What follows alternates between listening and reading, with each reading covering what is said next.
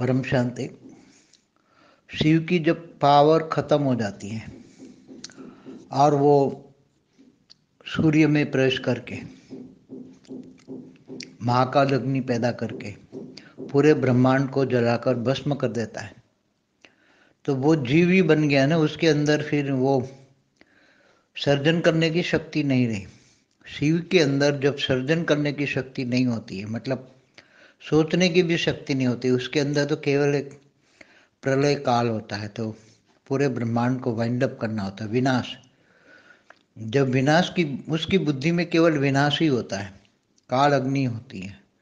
तो जब जिसकी बुद्धि में काल अग्नि होती है, तो शिव की बुद्धि में निराकार ब्रह्म की बात कर रहा हूँ। निराकार ब्रह्म जब सूर्य में प्रवेश करता है, जब विनाश, तो विनाश जो ढूंढता है पूरे अपने महाकाल प्रलय करता है, विनाश करता है, विनाश करता है। तो जब विनाश करता है तो महाकाल प्रलय में उसकी बुद्धि विनाशकारी हो जाती है। तो विनाशकारी बुद्धि को क्या कहेंगे? जीव बुद्धि कहेंगे ना। सर्जनकारी को अच्छा कहेंगे, मगर विनाशकारी जो विनाश करता है, महाकाल प्रलय करता है, महाकाल प्रलय करता है, महाकाल प्रलय, तो विनाशकारी बुद्धि को जीव बुद्धि कहेंगे। तो शिव शिव जब सत्यम शिवम सुंदरम, जब वो एकदम निराकार, निर्गुण, निराकार, कर्मातीत, भावातीत, गुणातीत होता है, तब वो शिव होता है। और जब वो कर्म बंधन में, पूरे ब्रह्मांड का सर्जन तो उसने करवाया है ना, तो उसका कर्म बंधन तो उसको लगा ना। कर्म बंधन अल्टीमेटली वो डायरेक्ट नहीं करता, मगर करवाता है। शिव करवाता है। शिव आकारी शिव से कराता है। आकारी शिव मना सदाशिव, सदाशिव सदा शक्ति द्वारा कराता है। और सदा शक्ति ब्रह्मा द्वारा सर्जन, विष्णु द्वारा पालना और शंकर द्वारा विनाश करवाती है, पूरे ब्रह्मांड को चलाती है। तो डायरेक्ट या इनडायरेक्ट तो कर्म बंधन तो जो करवाता है उनको लगता है ना। तो कर्म बंधन तो चाहे निराकार ही हो तो भी लागू पड़ता है ना। ऊपर के निराकार के ऊपर जो लाइट के ऊपर जो माइट होती है, माइट माना उसका जो परम प्रकाश के ऊपर परम महतत्व का एक आवरण होता है। परम प्रकाश के ऊपर परम महतत्व का एक आवरण होता है, जो परम प्रकाश को बिखरने से, बाहर उसकी पावर जाने से रोकता है, एक आवरण बना देता है, ताकि उसकी पावर वेस्ट ना हो, पावर बिखरे नहीं। इसलिए उसकी पावर को रोकने वाला, परम प्रकाश को रोकने वाला परम महतत्व एक आवरण होता है, उसको हम माइट कहते हैं। तो ये निराकार को भी लागू पड़ता है। तो निराकार क्या बन गया? हमेशा सत्यम शिवम सुंदरम जो लागू पड़ता है ना, वो निराकार को ही लागू पड़ता है। आकारी रूप को कभी भी किसी को भी सत्यम सुंदरम नहीं कहेंगे, चाहे आदि शिव हो, आदि शक्ति हो।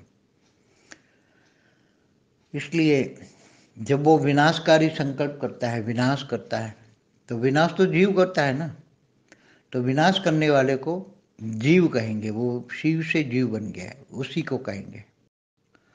शिव जब महाकल्प प्रलय में पूरे ब्रह्मांड को जलाकर भस्म करता है काल अग्नि में, फिर बाद में पूरी प्रोसेस करता है, तो वो तत्वों को जलाकर, स्थूल तत्वों को, सूक्ष्म तत्वों को, जो तत्वों को जलाकर उसको अग्नि तत्व में क्रिएट करता है, परिवर्तन, तत्व परिवर्तन करता है ना शिव।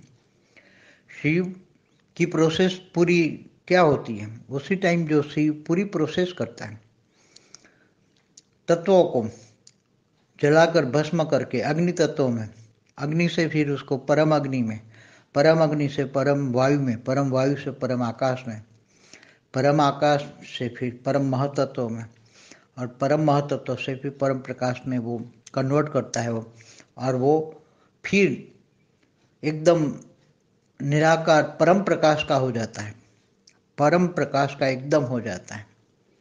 मतलब वो ब्लैक होल नहीं रहता। फिर ब्लैक होल जो होती है वो काल अग्नि को, जो पूरे ब्रह्मांड को जलाकर भस्म करने की जो स्टेज होती है, वो ब्लैक होल। तो ब्लैक होल की स्टेज जो जीव बनाने की स्टेज होती है, तो शिव उसी टाइम जब विनाश करता है पूरे ब्रह्मांड का महाकल्प प्रलय में काल अग्नि से, तब उसकी आत्मा की स्टेज एक जीव समान होती है, एक जीव बन जाता है। और फिर जीव से शिव बन गया। शिव बन के दोबारा सर्जन करता है। फिर जब ब्रह्मा के 100 साल पूरे होते हैं तो ब्रह्मा के 100 साल पूरे होने पर पावर, शिव की पावर 90% खत्म हो जाती है, 10% रहती है।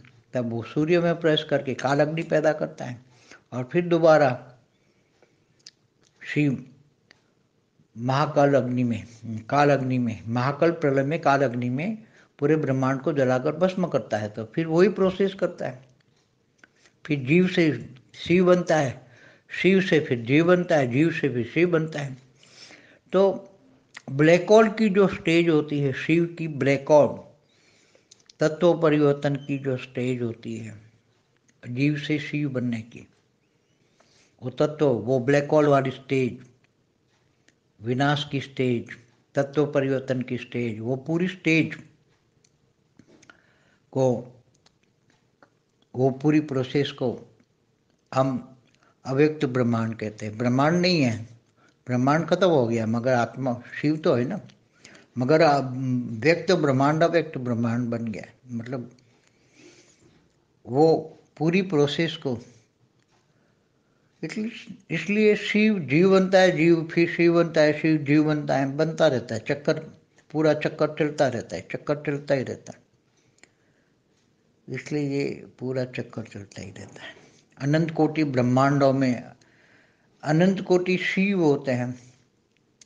तो वही जैसे सूर्यमंडल, सोलर सिस्टम माना ब्रह्मांड है, चालू है, ब्रह्मांड चालू है, शिव है, मगर इतना ही